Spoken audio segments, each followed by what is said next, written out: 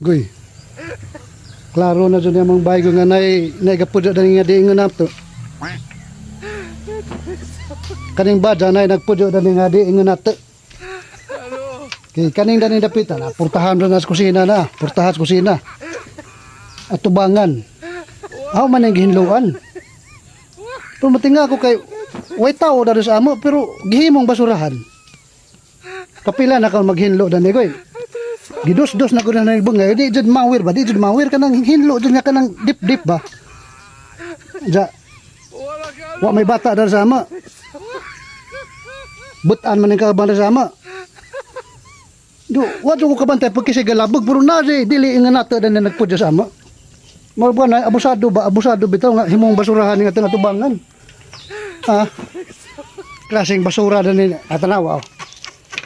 Portahan sa kusina. Tegas ang sira. Lami ka doon sa ito ka basura guyo. Kani sigurado na dugudane nga dili ingon nato dani galabog. Dili ingon nato kasabot mo sumong di ingon nato. Nabagnot. Mugamit siguro pong cotton buds hindi ingon nato. Kaya na po mga cotton buds dari ha? Ako mugamit kong cotton buds, di man na ilabog kaya ini ko man nagamit, iuli ram po na ha. Pag sila mugamit kailang ilabog. Margi ilad na tada ni Goy.